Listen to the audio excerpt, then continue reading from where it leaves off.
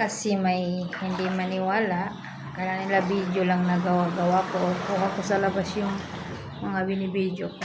So yan, ang bahay namin kung may puno ng tubig. Ang CR namin, ayan. Ito yung kusina namin. Tapos ito yung pintuan. Ayan.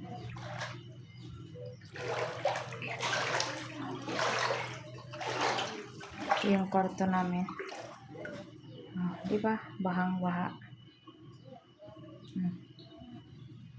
Tapos, ang labas ng bahay, malalim ang tubig. Hanggang sa may karsada. Diba? Sabihin na ng iba, kinontent ko lang, ibang bahay, no?